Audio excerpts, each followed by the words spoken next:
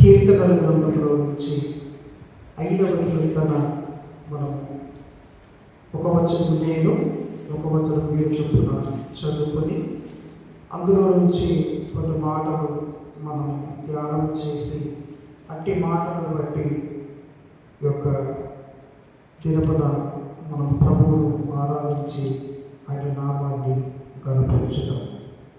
కీర్తన 5 మొదటి నుంచి చివరి వచనం వరకు 12 వచనాలు ఉన్నాయి.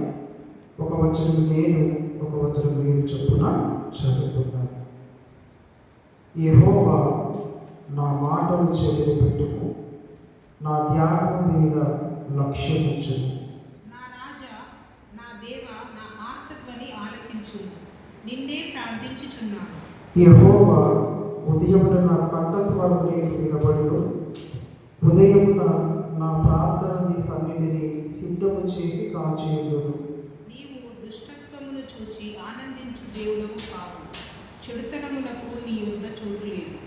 డాంబికులు నీ సన్నిధిని నిలవలేరు, పాపం చేయి వారందరూ నీకు అసహ్యులు. అబద్ధమాడు వారిని నీవు నశింపచేయుదు, కపటము చూపి నరహత్య జరిగించువారు యెహోవాకు అసహ్యులు. నేనైతే నీ కృపాతిశయమును బట్టి నీ మందిరములో ప్రవేశించెదను. నీ ఎడల భయభక్తులు కలిగి నీ పరిశుద్ధ ఆలయం దిక్కు చూసి నమస్కరించెదను. యెహోవా నా కొరకు పొంచి ఉన్న వారిని బట్టి నీ నిత్యానుసారముగా నన్ను నడిపింపు, నీ మార్గమును నాకు స్పష్టముగా కనపరచుము. వారి నోట యథార్థత లేదు, వారి అంతరంగము నాశనకరమైన గుంట. వారి కంఠము తెరచిన సమాధి, వారు నాలుకతో ఇచ్చకములాడుదురు. దేవా, వారు నీ మీద తిరుగుబడి ఉన్నారు, వారిని అపరాధులుగా తీర్చుము. వారు తమ ఆలోచనలో చిక్కుబడి కూలుదురుగాక. వారు చేసిన అనేక దోషములను బట్టి వారిని వెలివేయుము. నిన్ను ఆశ్రయించు వారందరూ సంతోషించుదురు, నీవే వారిని కాపాడదు కనుక వారు నిత్యము ఆనందధ్వని చేయుదురు. యెహోవా నీతిమంతులను ఆశీర్వదించు వాడవు నీవే, కేడముతో కప్పినట్లు నీవు వారిని దయతో కప్పెదవు. కావున నీ నామమును ప్రేమించువారు నిన్ను గురించి ఉల్లసిద్దరు. దేవుడి మాటను దీవించుగాక. ఆమేన్. ఇందులో మొట్టమొదటిగా మరి దావీదు 2వ వచనంలో ఏమంటా ఉన్నాడంటే, నా రాజా, నా దేవ, నా ఆర్తధ్వని ఆలకించుము.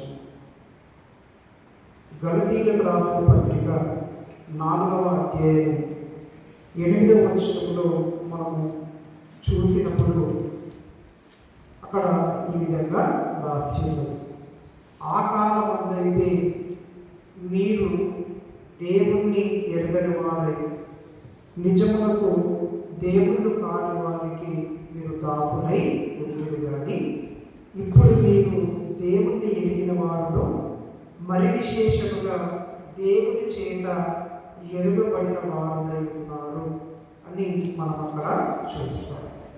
కాబట్టి యేసుక్రీస్తు ప్రభువును విశ్వసించకమునకు, రక్షణ పొందకమునకు ఈ లోకంలో మనం సృష్టికర్తలు కాకుండా, ఆ నిజ దేవుని కాకుండా ఈ సృష్టిలో ఉన్న వాటిని, దేవుళ్ళు కాని వాటిని ఆరాధించేటువంటి స్థితిలో మనము ఉన్నాం. ఎప్పుడైతే రక్షణ సువార్తను విని విశ్వాసం ఉంచి యేసుక్రీస్తు ప్రభువును మన దేవునిగా, మన రక్షకుడిగా మనం అంగీకరించి ఉన్నాము, అప్పుడు ఆ సృష్టికర్త అయినటువంటి దేవుణ్ణి మనం చేరగలిగాం. ఆ నిజ దేవుణ్ణి మన దేవుడిగా కలిగి ఉండగలిగాం. కాబట్టి ఒకప్పుడు మన జీవితాలలో దేవుడు ఎవరో మనకు తెలియదు, దేవుడు లేని వారిగా మనము బ్రతికినటువంటి వారు. కానీ క్రీస్తు ద్వారా మనకు సూచించినటువంటి ఆ దేవుడిని మనం చేరుకోగలిగాం. యేసుక్రీస్తు ప్రభు ద్వారా ఆ నిజ దేవుడిని మన దేవుడిగా ఈ లోకంలో మనం కలిగి జీవించగలుగుతాం. అందుకే కీర్తనల గ్రంథంలో 33వ కీర్తన 12వ వచనంలో అక్కడ దేవుని యొక్క వాక్యం విధంగా ఉంది కదా, యెహోవా తమకు దేవుడుగా గల జనులు ధన్యులు. ఆయన తనకు స్వాస్థ్యంగా ఏర్పరచుకొను జనులు ధన్యులు అని అక్కడ మనము దేవుని యొక్క వాక్యాన్ని చూస్తాం. అనగా ఈ లోకంలో ఎవరైతే యెహోవాను సృష్టికర్తను, ఆ నిజ దేవుణ్ణి ఎవరైతే తమ దేవునిగా కలిగి ఉంటారో అట్టి ప్రజలు ధన్యులు అని బైబిల్ గ్రంథము సెలవిస్తారు. అంత మాత్రమే కాదు, ఈ లోకంలో నుంచి ఎవరినైతే ఆ నిజ దేవుడు, ఆ యెహోవా దేవుడు, ఆ సృష్టికర్త అయినటువంటి ఆ దేవుడు ఈ లోకంలో నుంచి ఎవరినైతే తన స్వాస్థ్యముగా, తన సంఘముగా, తన ప్రజగా ఎవరినైతే దేవుడు ఏర్పరచుకుంటాడో అట్టి ప్రజలకు కూడా ధన్యులు అని దేవుని యొక్క వాక్యం స్పష్టంగా తెలియజేస్తాము. కాబట్టి ఈ రోజున దేవుణ్ణి మనం ఆరాధించడానికి గల మొట్టమొదటి కారణం ఏంటంటే దేవుణ్ణి మన దేవునిగా కలిగి ఉండగలిగిన ఆ ధన్యతను దేవుడు తన కృప ద్వారా మనకి ఇచ్చాడు. కాబట్టి అట్టి కృపగల దేవుణ్ణి మనం ఆరాధించాల్సినటువంటి వారమే మనము ఉన్నాం.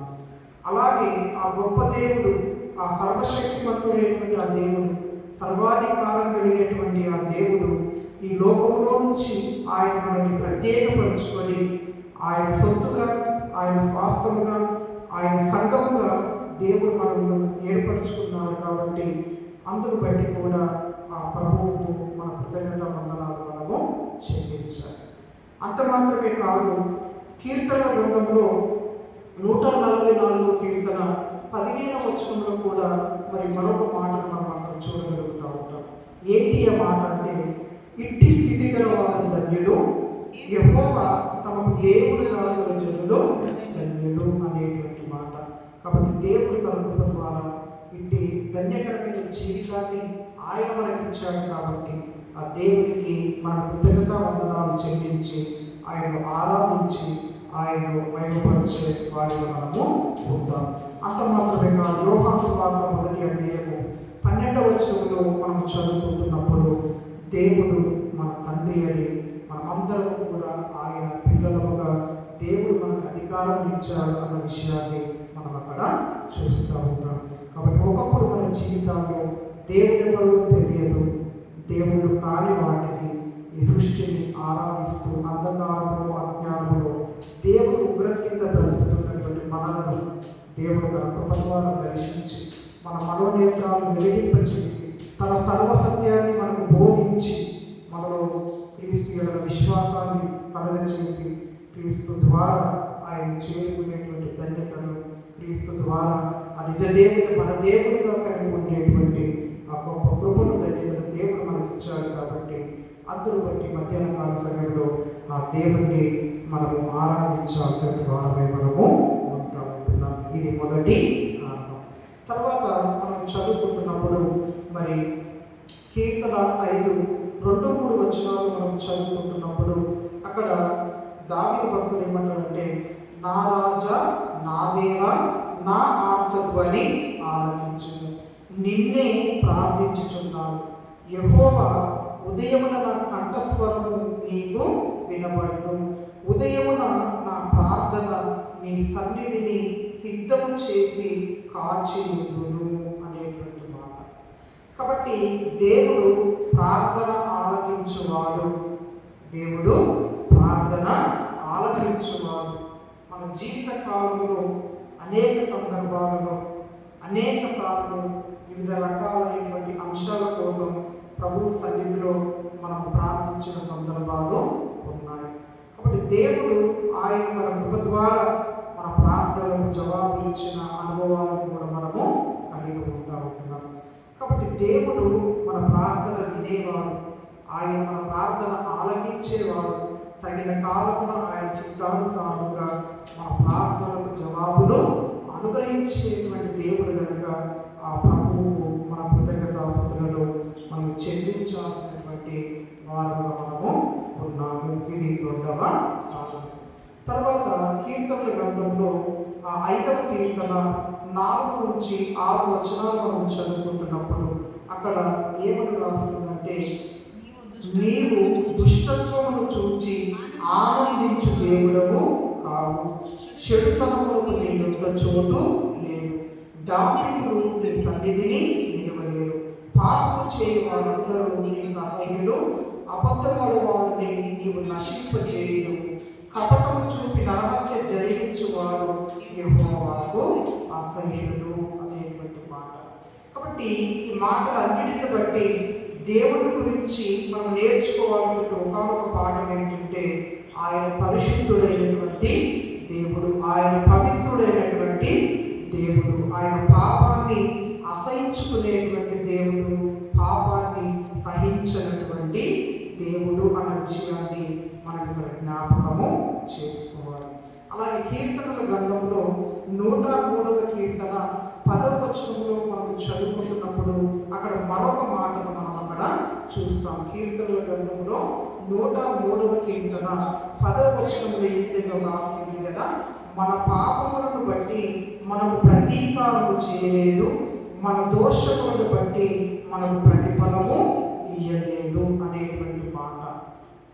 కాబట్టి నిజానికి కలవరి సిలువలో మరణించాల్సింది మనం, సిలువను మోయాల్సింది మనం, దేవుని ఉగ్రతను భరించాల్సింది మనం.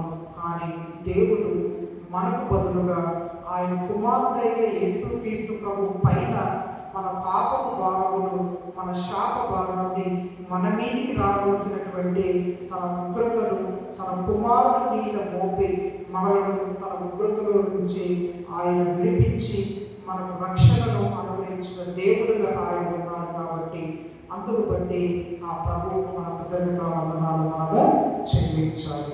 దేవుడు పరిశుద్ధుడై ఉన్నాడు, మనము పాపులమై ఉన్నాము. కాబట్టి పాపులమైన మనము ఏనాటికి కూడా దేవుణ్ణి చేరలేము. మన పాపములను బట్టి మనం అందరం కూడా నశించి నిత్య నరకములకు వెళ్ళాల్సినటువంటి వారమే. కానీ దేవుడు తన కుమారుని ఈ లోకములకు పంపించి మన మీదికి రావాల్సిన తన ఉగ్రతను తన కుమారుని మీద మోపి ఆ యేసుక్రీస్తు ప్రభు యొక్క కలువరి శిలువ మరణము ద్వారా దేవుడు తన ఉగ్రత నుంచి ఆయన మనల్ని విమోచించి తన నిత్య జీవరాజ్యములకు మనకు వారసులుగా ఆయన చేసి ఉన్నాడు కనుక అందును బట్టి ఆ ప్రభువుకు మన కృతజ్ఞతాస్తుతులు చెల్లించి ఆయన నామాన్ని ఆరాధించి కనపరుచున్నాం. ఇది 3వ కారణం.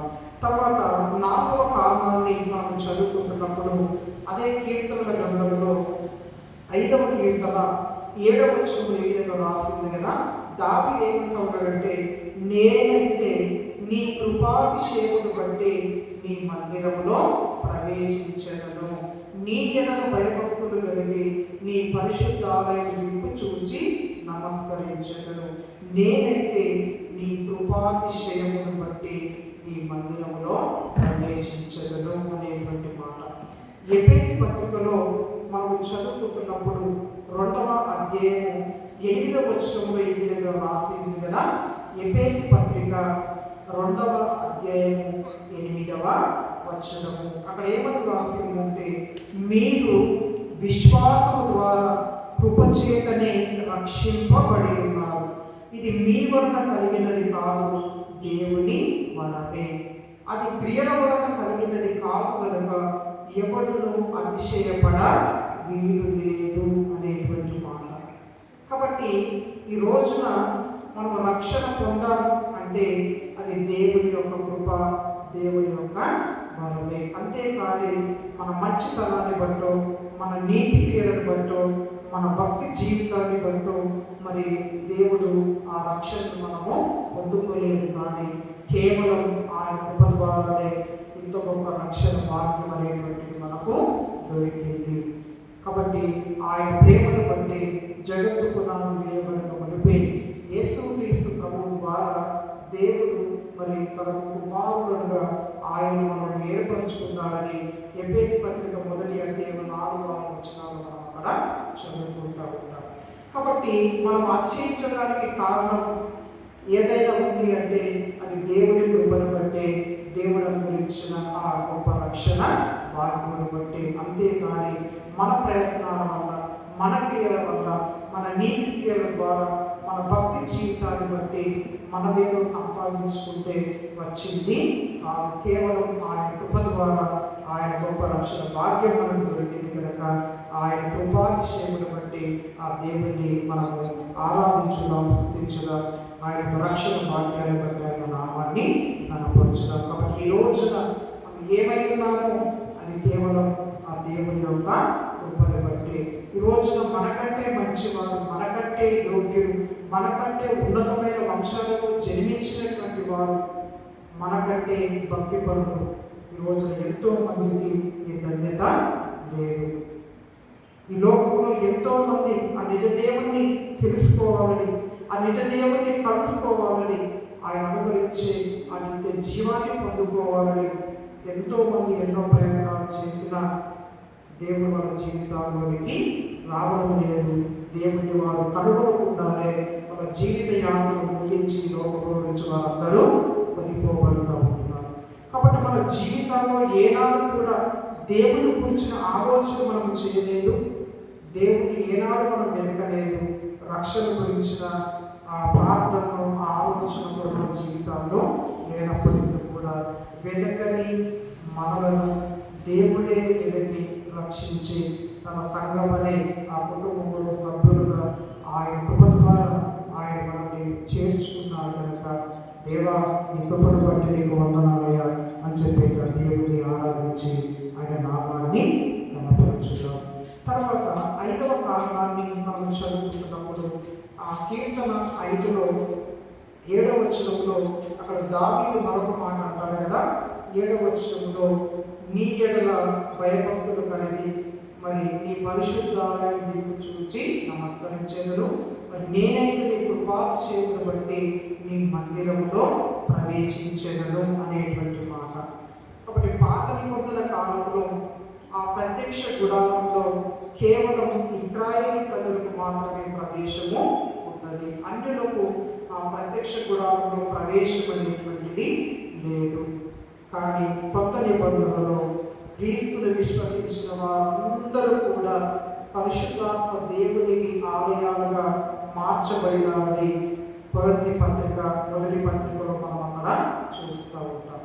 అలాగే ఈ లోకంలో దేవుడు మనల్ని వెదకి రక్షించి ఆయన పరిశుద్ధ రక్తంలో మనల్ని కడిగి పరిశుద్ధులుగా మార్చుకొని తన ఆత్మకు నివాసాలుగా, తన ఆత్మకు నివాస స్థలముగా, ఆలయాలుగా దేవుడు మనల్ని మార్చుకున్నాడు అన్న విషయాన్ని మనం ఇక్కడ గమనించాలి. కాబట్టి సృష్టికర్త అయినటువంటి ఆ గొప్ప దేవుడు సర్వలోకాన్ని తన వాక్కు ద్వారా కలుగ చేసినటువంటి ఆ సర్వశక్తిమంతుడైన ఆ దేవుడు, సర్వాధికారం కలిగినటువంటి ఆ దేవుడు, జీవాధిపతి అయినటువంటి ఆ దేవుడు, సర్వలోక న్యాయాధిపతి అయినటువంటి ఆ దేవుడు, అద్వితీయుడు, నిత్యుడు, ఆది అంతములు లేనివాడు, సర్వవ్యాప్తి, ఆత్మ స్వరూపి అయినటువంటి ఆ గొప్ప దేవుడట. ఆయన మనలను తన ఆలయాలను మార్చుకొని, ఆయన మనలను తన దేవాలయంలో మార్చుకొని, ఆయన మనలో పరిశుద్ధాత్మ దేవుడు నివాసం చేస్తూ ఉంటున్నాడు. కాబట్టి అందును బట్టి ఆ ప్రభువు మన కృతజ్ఞతాస్తుతులను మనము చెల్లించాలి. ఏ యోగ్యత లేని నన్ను ఈ కలవలసిన రక్తంలో కడిగి పరిశుద్ధపరుచుకొని దేవాలయ నివాస స్థలంలో నన్ను మార్చుకొని పరిశుద్ధాత్మ దేవుని నాలో నివాసము చేస్తూ ఉంటున్నందుకు నీకు వందనాలు అని చెప్పేసి ఆ దేవుణ్ణి మనం ఆరాధించి గణపరచుదాం. తర్వాత 6వ కారణాన్ని మనం చదువుకుంటున్నప్పుడు ఆ 7వ వచనంలో 2వ భాగంలో ఏమని రాస్తుందంటే నీ ఎడల భయభక్తులు కలిగి నీ పరిశుద్ధాలయ దిక్కు చూచి నమస్కరించెదను అనేటువంటి మాట. కాబట్టి లోకంలో ఉన్నటువంటి వారు ఈ లోకంలో ఎలాగైనా బ్రతుకు, కానీ నన్ను ఆరాధించు, నాకు బలు అర్పించు, నాకు మరి ఉత్సవాలు జరిగించు అని లోకంలో ఉన్నవారు చెబుతూ ఉంటారు. కానీ బైబిల్లో ఉన్నటువంటి దేవుడు ఆయన ఏమంటారంటే మొట్టమొదట నీ ప్రవర్తన సరి చేసుకో, నువ్వు పరిశుద్ధముగా జీవించు, నీవు పవిత్రుడుగా జీవించు, ఆ తర్వాత నీ అర్పణలను నాకు అర్పించు అంటారు. కాబట్టి నీ హృదయం నాకు కావాలి, నీ హృదయాన్ని పరిశుద్ధంగా నాకు సమర్పించి ఆ తర్వాత నీ అర్పణను నాకు అర్పించు అనే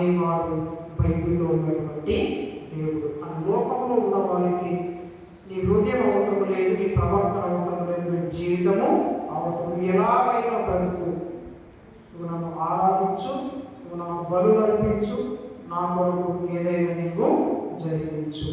ఇది లోకంలో ఉన్న వాడి యొక్క పరిస్థితి. కాబట్టి మన జీవితాలను మార్చిన వాడు, ఆయన ఆరాధించే ప్రజలుగా ఈ లోకంలో నుంచి మనల్ని ఎన్నుకున్నవాడు, మన ఆరాధనకు యోగ్యుడు, పూజనీయుడు అయినటువంటి ఆ పుష్టికర్త దేవుడిని ఆరాధించేటువంటి ఆ కృపను, ఆయన పూజించేటువంటి ఆ ధన్యతను దేవుడు తనకు పదివారు కలిగించాడు. కాబట్టి అందును బట్టి ఆ ప్రభువు మన కృతజ్ఞతాస్తుతులు చెల్లించి ఆయన ఆరాధించి కనపరచుదాం. తర్వాత 7వ కారణాన్ని మనం చదువుకుంటున్నప్పుడు కీర్తన 5లో 8వ వచనంలో ఏమని రాస్తుందంటే, యెహోవా నా కొరకు పొంచి ఉన్న వారిని బట్టి నీ నీత్యానుసారముగా నన్ను నడిపింపుము, నీ మార్గములు నాకు స్పష్టముగా కనపరచుము అనేటువంటి మాట. కాబట్టి దేవుడు ఆయన మనల్ని తప్పించేవాడు, ఆయన మనల్ని కాపాడేటువంటి దేవుడు. 1 పేతురు పత్రిక 5వ వచనంలో పేతురు అంటాడు కదా, అపవాది గర్జించు సింహం వలె ఎవరిని మృంగివేయుదునా అని చెప్పేసి వాడు లోక సంచారము చేయుచున్నాడు అనేటువంటి మాట. కాబట్టి ఈ రోజున లోకములో ఎంతో మంది జీవితాలను వాడు మింగివేస్తూ ఉన్నారు, ఎన్నో కుటుంబాలను వాడు మింగివేస్తూ ఉంటున్నాడు. కానీ దేవుడు తన కృప ద్వారా మరి ఆయన మనల్ని కాపాడే దేవుడుగా, ఆయన మనల్ని విడిపించే దేవుడుగా, ఆయన మనల్ని తప్పించే దేవుడుగా, ఆయన మనల్ని నడిపించే దేవుడుగా, ఎల్లవేళ మనకు తోడుగా ఉండి ఆయన మనల్ని బలపరిచి మరి ఆదరించి నడిపించే దేవుడిగా, నిలబెట్టే దేవుడిగా ఆయన మనకు ఉంటున్నాడు. కాబట్టి ఇంతవరకు కూడా మనం నశించిపోకుండా, అపవాది నోట మనం చిక్కుపడకుండా దేవుడు మనల్ని కాపాడుతూ, ఆయన మనల్ని బలపరుస్తూ ఆదరిస్తూ నడిపించే దేవుడిగా ఆయన మనకు ఉంటున్నాడు. కాబట్టి అందును బట్టి ఆ ప్రభువుకు మన కృతజ్ఞతాస్తుతులు మనము చెల్లించుదాం. తర్వాత 9వ కారణాన్ని మనం చదువుకుంటున్నప్పుడు కీర్తన 5:11 ఈ విధంగా రాసింది కదా, నిన్ను ఆశ్రయించు వారందరూ సంతోషించుదురు, నీవే వారిని కాపాడుదు కనుక వారు నిత్యము ఆనంద ధ్వని చేయుదురు అనేటువంటి మాట. అదేవిధంగా కీర్తన 16 మొదటి 2 వచనాలు మనం చదువుకుంటున్నప్పుడు అక్కడ ఈ విధంగా రాసింది కదా, దేవా నీ శరణు చొచ్చి ఉన్నాను, నన్ను కాపాడు, నీవే ప్రభుడవు, నీకంటే నాకు క్షేమాదము ఏది లేదని యెహోవాతో నేను మనవి చేయును అనేటువంటి మాట. కాబట్టి దేవుడే మనకు ఆశ్రయ దుర్గము, దేవుడే మన క్షేమాధారము కనుక ఆ దేవుడికి మన కృతజ్ఞతాస్తుతులు మనం చెల్లించి ఆయన నామాన్ని ఆరాధించి గణపరచుదాం. తర్వాత చివరిగా 10వ కారణాన్ని మనం చదువుకున్నప్పుడు 12వ వచనంలో కీర్తన 5:12వ వచనం ఏమని రాస్తుందంటే, యెహోవా నీతిమంతులను ఆశీర్వదించువాడు నీవే, కేడముతో కప్పినట్లు నీవు వారిని దయతో కప్పెదవు, కావున నీ నామమును ప్రేమించువారు నిన్ను గూర్చి ఉల్లసింతురు. యెహోవా నీతిమంతులను ఆశీర్వదించువాడు నీవే. ఈ లోకంలో 2 రకాలైన ఆశీర్వాదాలు ఉన్నాయి, భౌతికపరమైన ఆశీర్వాదాలు, అలాగే ఆత్మ సంబంధమైనటువంటి ఆశీర్వాదాలు. ఈ భౌతికపరమైనటువంటి ఆశీర్వాదాలను దేవుడు అందరికీ ఇస్తాడు. ఈ లోకంలో దేవుడు భౌతికపరమైన ఆశీర్వాదాలు ఆయన అందరికీ దయచేస్తాడు. ఏ మతమైనా సరే, ఏ కులమైనా సరే, ఏ ప్రాంతానికి సంబంధించిన వాడైనా సరే, ఏ దేశానికి సంబంధించిన వాడైనా సరే, భౌతికపరమైన దీవెన ఆశీర్వాదాలను దేవుడు అందరికీ ఆనందింపజేస్తాడు. ఉదాహరణకు ఉద్యోగం కావచ్చు, ఆరోగ్యం కావచ్చు, ఆవిష్కారం కావచ్చు, డబ్బు వెండి బంగారాలు కావచ్చు, ఘనత కావచ్చు, అధికారాలు కావచ్చు, ఇవన్నీ కూడా దేవుడు అందరికీ అనుగ్రహింపజేస్తాడు.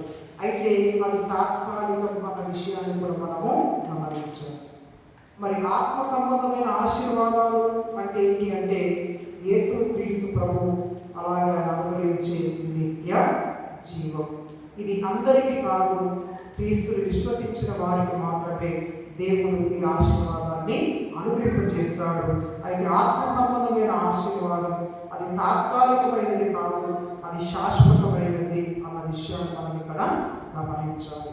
కాబట్టి దేవుడు నీతిమంతులను ఆయన ఆశీర్వదించేటువంటి దేవుడు. కాబట్టి దేవుడు తన కృప ద్వారా ఆయన మనకు దొరికాడు. ఆయన రాజ్యంలో మనం చేర్చబడ్డాం. ఇంతే జీవాన్ని పరలోక రాజ్యంలో స్వాస్థాన్ని దేవుడు తన కృప ద్వారా ఆయన మనకిచ్చి ఆత్మ సంబంధంగా ఆయన మనల్ని దీవించి ఆస్వాదించాడు. కాబట్టి శాశ్వతమైన ఆశీర్వాదంతో ఆయన మనం దీవించాడు. కాబట్టి అందును బట్టి ఆ దేవునికి మన కృతజ్ఞత వందనాలు మనకు చెల్లించి ఆ ప్రభువును ఆరాధించి ఆయన నామాన్ని మనమందరం కూడా కనపరచుదాం. కాబట్టి మొదటి కారణము ఆయన దేవుడిగా కలిగి ధన్యత మనకి ఇచ్చాడు. అలాగే ఈ లోకంలో నుంచి తన ప్రజలుగా తన సంఘంగా ఆయన మనల్ని ఎన్నుకున్నాడు. అందును బట్టి దేవునికి మన వందనాలు చెల్లించుదాం. రెండవదిగా ఆయన మన ప్రార్థన ఆలకించే దేవుడు. మూడవదిగా మనకు బదులుగా మరణించి మనకు నిత్య జీవాన్ని అనుగ్రహించిన దేవుడు కనుక. అలాగే నాలుగవదిగా ఆయన కృప ద్వారా తన గొప్ప రక్షణ భాగ్యాన్ని మనకు ఇచ్చాడు. అలాగే మనలో తన ఆలయంగా మార్చుకొని మనలో పరిశుద్ధాత్మ దేవుడి నివాసము చేస్తూ ఉంటున్నాడు. అలాగే ఆరవదిగా దేవుడు మన హృదయాన్ని కోరేటువంటి దేవుడు. అలాగే ఏడవదిగా ఆయన మనల్ని కాపాడుతున్న దేవుడు, నడిపిస్తున్నటువంటి దేవుడు. తర్వాత ఆయనే మన ఆశ్రయదుర్గం, ఆయనే మన క్షేమాధారం.